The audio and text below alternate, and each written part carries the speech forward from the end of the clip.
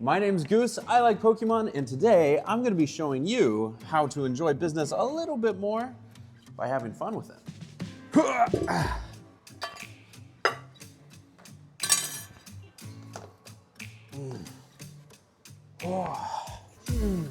So there's been a lot of talk lately about how in order to earn in business, to make your business successful, you sort of have to be miserable.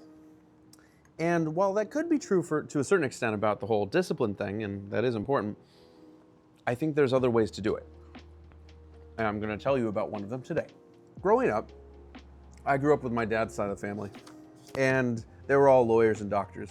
And like in most families, one of the family's favorite things to do is to try and get the kids to be just like the parents. I see it a lot, all the time.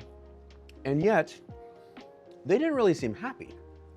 They had a lot of money from, cashing in all of their time all day long on work that they didn't love. And so when I was looking at this as a kid, like 7, 8 years old, I was looking at all this thinking, well, if that's my only option, I probably want to just do something else. And so I embarked on this 30-year journey of me trying to find not only something that I would enjoy more than just a typical average 9 to 5 and becoming a lawyer or a doctor, but also something that would test my resolve just enough that I would have to train to become better. I didn't know that at the time, but I learned it as I continued. So there's 3 things that I have to teach you today. One is about weirdness, one is about vulnerability, and one is about relatability. And if you're trying to grow a business in today's world, especially as AI is becoming this dominant thing that we're all seeing around all over the place, it's going to become more and more important because at the end of the day, there are some things that AI will never be able to replicate.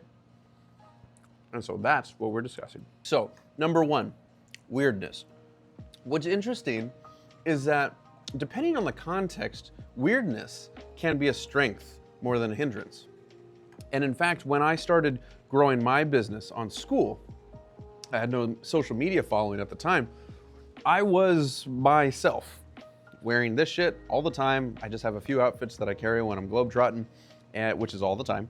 And for some reason, the combination of having fun, or at least me being me, and telling people, showing them how to grow their businesses, it exploded because so many people had never seen that before, which was, I guess, not surprising to me, but it was interesting all the same that I had stumbled upon a niche that didn't exist. Fun and business. And as it continued, I realized not only was this a niche, but it was like a really massive thing that the world was missing, where it was as if in order to make money doing business, you had to sell your soul and just become miserable all the time. I didn't have that belief. So my first community was about building funnels and growing your business, especially in community. And like I said, I was showing off Pokemon, which I love, and colors and weirdness. I wasn't changing who I was for the community.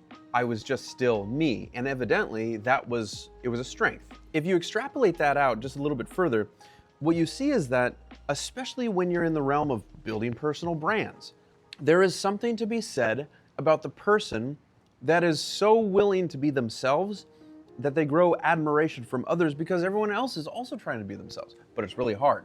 So this discovery that I stumbled upon was that there is a truth. Not only is there an absence of fun in business, but that I could fill that gap.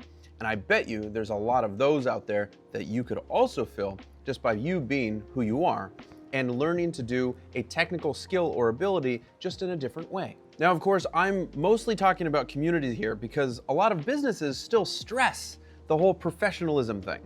And while, again, that's important and I see why people still do that, I think the way that things are starting to go and will continue to go is that professionalism is on its way out. Because what's the stuff that we can't really fake? It's the vulnerability, it's the weirdness, it's the stuff that's truly you. That's a little bit harder to fake. So that takes me to the second point, vulnerability. Vulnerability is one of those things that is pretty much, that most people see as the opposite of professionalism. So if you were to be vulnerable in front of your clients, a lot of people might see it as a bad thing. In fact, if you're in front of your family or your spouse, guy or girl, and you start crying, most people, if you watch them when they cry, they'll sit there and as soon as those tears pop out, they'll just wipe them away. It happens everywhere. We have a sensitivity as a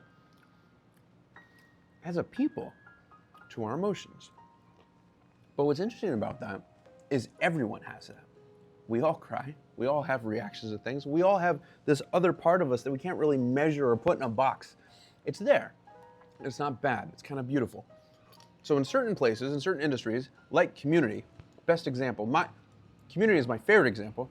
It actually becomes a strength when you can show a vulnerable side of you, the good, the bad, the sad, all of those things, because what it ends up doing is making the people there feel not only that you're giving them value, but they're able to give you value. Plus, in a community space, which a lot of businesses already are, you're able to set a precedent that, because you're the leader, that if you can do these things, well then, of course, all of your members, all of the participants, your clients, they can all do that too. And that takes me to the final point, relatability. Being relatable, I think, is one of the most undervalued things that we have in the business world today. Again, I'll use the example of professionalism because a lot of people try and be professional, and I get why. Yet at the same time, if you've got clients that you have a bit more of a rapport with, even if it's not one-to-one, even if it's to a group or a cohort, the ability to be able to show, to demonstrate through being weird and being vulnerable that you are someone that's kind of like them, it makes it a lot easier to stay in that environment. So yet again, we're talking about how long someone stays in your orbit. There's a lot of businesses out there that have people that come in and go right out because they don't feel an attachment. They don't get the value out of it. If I sign up for your thing and I get it, and then we're done, why would I stay? But if I do that, and I also see, wow, this guy kind of reminds me of me. I like Pokemon too, or I don't like Pokemon, but I'm curious about it. That curiosity can also stem from the feeling of being relatable. So at the core of all of this is this idea that if you make something fun, it's probably going to become a little bit easier. So it would stand to reason that if you made business fun, that might become easier. Business is inherently a very fucking difficult thing. There's a lot of people out there trying to do it, and you have to try a few times. Like, most of us are never going to get it the first, second, or third time. We have to fail a bunch of times. Eventually, we have a win. So the best way that you can increase your odds of being successful in business is first to be able to enjoy the thing that you're doing. If you're going to go out into the world and enjoy what you're doing and make such an increase in value in people's lives around you that you make money from it, you're going to have to decide whether you want to do it your way or do it someone else's way. And if you're doing it your way, it will be challenging because you're dealing in a newer space, integrating emotions and feelings into this space that's usually ones and zeros. And that will take you being a little bit weird, or at least flexing and admitting that you are, to being a little bit vulnerable and not hiding all the things that you feel. And 3, ultimately valuing yourself, that you, your personal brand, and everything that you do should, above all else, be relatable. If it's relatable, I think that's a lot more important than being professional. So if you're ready to take a chance on you having more fun building something of value in the world, go ahead and click on the link in this description. And wherever you do, don't subscribe. All right, love you. See you later.